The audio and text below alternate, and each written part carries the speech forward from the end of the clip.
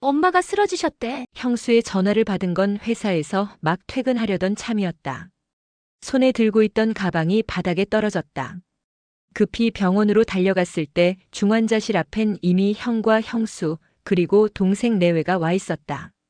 뇌졸중이래. 오른쪽이 완전히 마비됐어. 형의 말에 눈앞이 캄캄해졌다. 겨우 68이신 엄마. 아직 젊으신데 아빠는? 아빠도 이 소식 듣고 혈압이 확 올라가셔서 응급실에 계셔. 원래 고혈압이 있으셨잖아. 한꺼번에 부모님 두 분 다. 하늘이 무너지는 것 같았다. 중환자실에서 나온 엄마는 한쪽 눈만 겨우 뜨신 채 나를 보셨다. 말씀은 못하셨지만 그 눈빛에서 미안하다는 말이 느껴졌다. 나는 엄마 손을 꼭 잡았다. 차갑고 힘없는 손이었다. 엄마 괜찮아요. 제가 있잖아요. 그날 밤 우리 삼남매는 병원 로비에서 회의를 했다. 누가 간병을 할 거야? 형이 먼저 입을 열었다. 나는 회사 다니면서는 힘들 것 같고. 동생도 말을 받았다. 나도 아이들이 아직 어려서 엄두가 안 나네. 모두의 시선이 나에게 쏠렸다. 너는 집도 가깝고 애들도 다 컸잖아. 네가 좀 봐줄 수 있지? 가깝다는 이유. 그게 이유가 되나 싶었지만 거절할 수가 없었다. 나도 엄마 아빠의 딸이었고 무엇보다 부모님이 쓰러지셨는데 누군가는 해야 할 일이었다. 알았어. 내가 할게. 그렇게 나의 간병 생활이 시작됐다. 처음에는 며칠이면 되겠지라고 생각했다.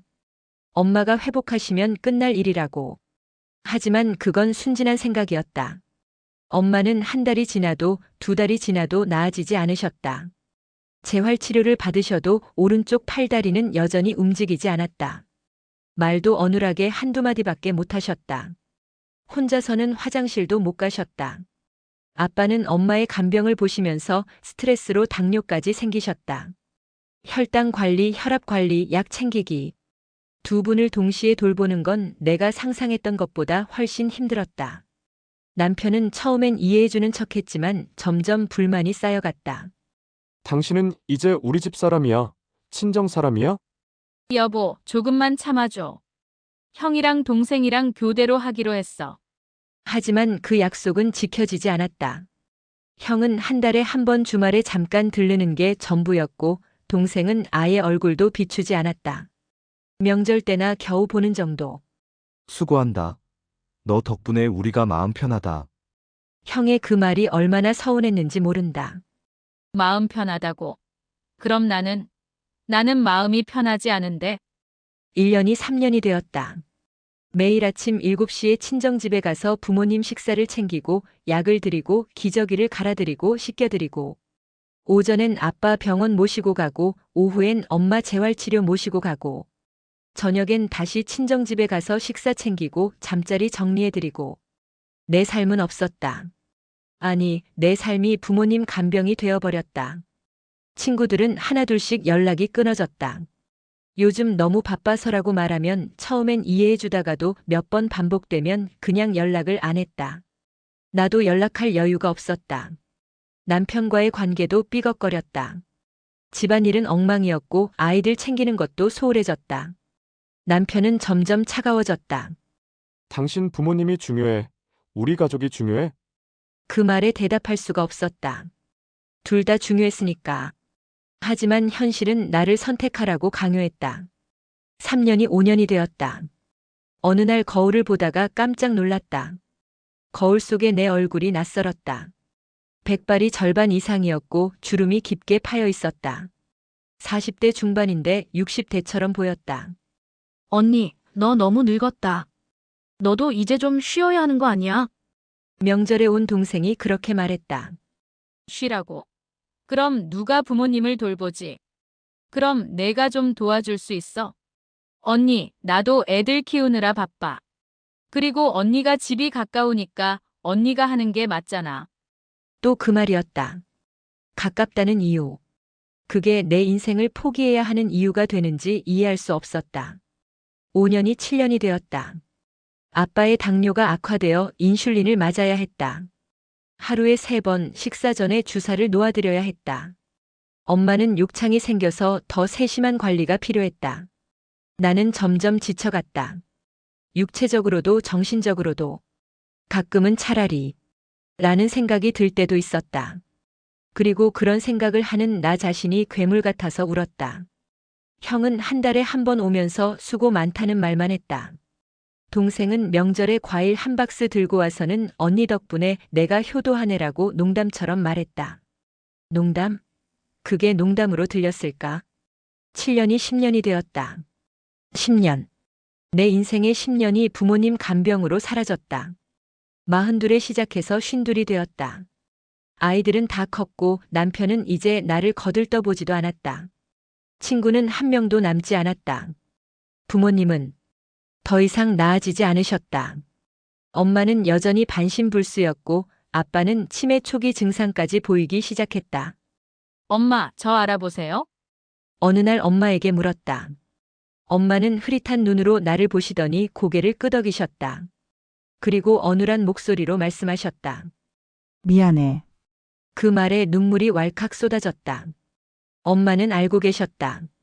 내가 얼마나 힘든지, 내가 얼마나 희생하고 있는지. 엄마, 괜찮아요. 제가 엄마 딸이잖아요. 하지만 그날 밤 집에 돌아와서 혼자 소주를 마시며 울었다. 과연 이게 맞는 걸까? 효도가 이렇게 한 사람의 인생을 송두리째 빼앗아가는 게 맞는 걸까? 어느 봄날 새벽 엄마가 돌아가셨다. 평소처럼 아침에 친정집에 갔더니 엄마는 이미 차갑게 식어 계셨다. 아빠가 울면서 말씀하셨다. 새벽에 힘들어 하시는 것 같길래 손을 잡아드렸는데 그냥 가셨어. 엄마는 고통 없이 편안하게 가신 것 같았다. 얼굴엔 미소까지 띠고 계셨다. 장례식은 3일장으로 치렀다. 형과 동생이 와서 상주로 앉았다. 조문객들은 말했다. 효자 효녀 두셨네요. 얼마나 고생하셨을까요? 나는 쓴웃음을 지었다. 형제들이 고생. 10년 동안 몇 번이나 왔던가. 엄마 장례를 치르고 일주일 후 아빠도 뒤따라 가셨다. 의사는 배우자 사별 후 스트레스로 인한 급성 심근경색이라고 했다. 엄마 없이는 살 수 없으셨던 거다. 아빠 장례까지 치르고 나니 온몸의 힘이 다 빠져나가는 것 같았다. 10년 동안 팽팽하게 당겨져 있던 끈이 끊어진 기분이었다.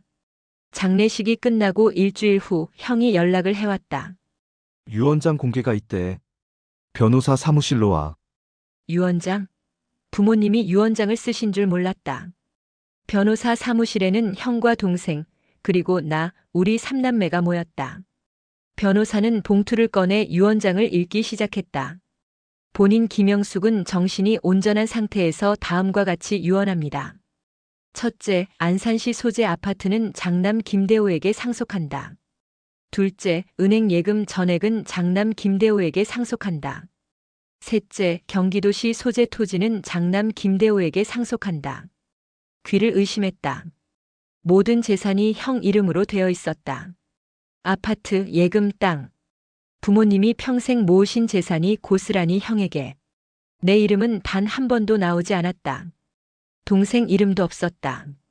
이게 뭐예요? 내 목소리가 떨렸다. 엄마 아빠가 그렇게 원하셨대.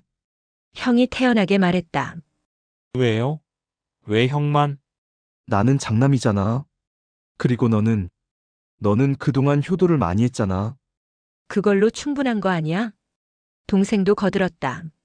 언니는 부모님 곁에서 마지막까지 함께 했잖아. 그게 더 큰 복이지. 돈보다 더 소중한 거 아니야? 순간 온몸에 소름이 돋았다. 이게 사람이 할 말인가? 10년 동안 내 인생을 포기하고 간병했는데 그걸로 충분하다고. 형, 이건 아니잖아요. 10년 동안 효도한 건 내 선택이었잖아. 아무도 강요 안 했어. 형의 차가운 말에 할 말을 잃었다. 강요하지 않았다고? 그럼 그때 네가 집이 가깝다며 나한테 떠넘긴 건 뭐였나? 그리고 유언장에 도장도 찍혀 있고 법적으로 아무 문제 없어. 변호사님, 그렇죠? 네, 법적으로 유효한 유언장입니다. 변호사의 말에 모든 게 끝났다는 걸 깨달았다. 나는 그 자리에서 일어나 나왔다. 형과 동생이 뭐라고 부르는 소리가 들렸지만 듣고 싶지 않았다. 그날 밤 집에 돌아왔을 때 남편이 기다리고 있었다. 어떻게 됐어? 전부 형한테 갔어. 그래? 남편의 반응은 담담했다. 예상했다는 듯이 미안해. 당신한테 너무 소홀했지. 10년 동안 하지 못했던 말이 겨우 나왔다. 남편은 한숨을 쉬더니 내 손을 잡았다. 당신이 선택한 길이었잖아. 나는 이해 못하는 건 아니었어. 다만, 우리 가족도 좀 챙겨줬으면 했지. 이제 챙길게. 이제부터는 우리 가족만 생각하고 살게. 그날 밤 오랜만에 남편과 이야기를 나눴다. 10년 동안 쌓인 서운함도 그리움도 외로움도 모두 털어놓았다. 다음 날 아침 거울 앞에 섰다. 백발 반쯤 섞인 머리, 주름진 얼굴. 하지만 이상하게 표정은 편안해 보였다. 이제 내 삶을 살아야겠다. 마음속으로 다짐했다. 형과는 연락을 끊었다. 동생도 마찬가지. 명절에도 만나지 않기로 했다. 만나면 상처만 더 깊어질 것 같았다. 대신 그동안 연락 못했던 친구들에게 하나씩 전화를 걸었다. 오랜만이야. 미안해. 그동안 연락 못해서. 괜찮아. 사정이 있었다며. 너 이제 좀 여유 생긴 거야? 응. 이제 좀 시간이 생겼어.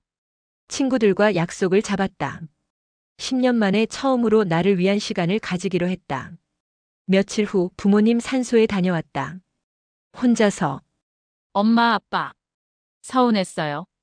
정말 많이. 묘비 앞에 앉아 솔직하게 털어놓았다. 10년 동안 제 인생을 다 드렸는데 형한테만 재산을 주시다니. 그건 너무했어요. 저도 엄마 아빠 딸인데. 바람이 불어 나뭇잎이 스쳐 지나갔다. 하지만 이해해요. 엄마는 평생 장남을 중요하게 생각하셨잖아요. 그게 엄마가 배운 거였고 그게 엄마의 가치관이었으니까. 눈물이 또 흘렀다. 하지만 이번엔 분노의 눈물이 아니었다. 저는 다를 거예요. 제 아이들한테는 차별하지 않을 거예요. 사랑도 공평하게, 재산도 공평하게 나눠줄 거예요. 그게 진짜 사랑이라고 생각하거든요. 그리고 마지막으로 말했다. 그래도 엄마 아빠 곁에 있을 수 있어서 다행이었어요. 마지막까지 손 잡아드릴 수 있어서. 그건 형도 동생도 못한 거니까. 일어서서 묘비를 쓰다듬었다. 이제 저도 제 삶을 살게요. 엄마 아빠도 편히 쉬세요. 산을 내려오는 길 발걸음이 가벼웠다. 에필로그 1년 후 나는 작은 공방을 열었다. 10년 동안 꿈꿔왔던 일이었다. 도자기를 빚는 공방. 손님이 많지는 않지만 매일 흙을 만지며 무언가를 만들어내는 시간이 행복하다. 가끔 공방에 앉아 창밖을 보면 지나간 10년이 떠오른다. 힘들었던 순간들, 울었던 밤들, 포기하고 싶었던 순간들. 하지만 후회하지 않는다. 형이 물려받은 재산은 이미 반쯤 써버렸다고 들었다. 사업에 투자했다가 실패했다나. 동생은 여전히 자기 삶에 바쁘고. 나는 이제 내 삶을 산다. 부모님이 돌아가신 지 1년이 지났지만 여전히 가끔 꿈에 나타나신다. 꿈에서 엄마는 항상 웃고 계시고 아빠는 내 머리를 쓰다듬어 주신다. 잘했다. 고생 많았다. 그 말이 들리는 것 같다. 돈은 형이 받았다. 집도 땅도 예금도 모두 형이 가져갔다. 하지만 부모님의 마지막 눈빛은, 마지막 손길은, 마지막 숨결은 내 몫이었다. 그것만으로도 충분하다. 아니, 충분하다고 스스로를 설득한다. 가끔 아프다. 가끔 서럽다. 가끔 억울하다. 하지만 그게 인생이다. 완벽하게 공평한 인생은 없다. 다만 나는 이제 안다. 가족이라는 이름으로 무조건적인 희생을 강요해서는 안 된다는 것을. 효도는 중요하지만 자기 인생을 완전히 포기할 만큼의 희생은 아무도 요구할 수 없다는 것을. 그리고 사랑은 나눠야 한다는 것을. 일방적인 희생은 사랑이 아니라 착취라는 것을. 오늘도 나는 공방에서 흙을 빚는다. 내 손으로 무언가를 만들어낸다. 부서지고 다시 빚고 또 부서지고 다시 만든다. 그게 인생이니까. 창밖으로 봄바람이 불어온다. 새로운 시작의 계절. 나는 미소 짓는다. 이제 시작이다. 쉰셋의 새로운 시작. 늦었지만 아직 늦지 않았다. 이 이야기는 우리 사회 곳곳에서 벌어지고 있는 현실입니다. 가족 중 누군가는 부모님의 간병을 전담하고 나머지는 방관합니다. 그리고 마지막 순간 재산은 전통이라는 이름으로 불공평하게 분배됩니다. 효도는 아름답습니다. 하지만 그것이 한 사람의 삶을 완전히 희생시킬 만큼의 가치는 아닙니다. 부모님을 사랑하되 내 삶도 사랑해야 합니다. 그리고 부모님께 당부드립니다.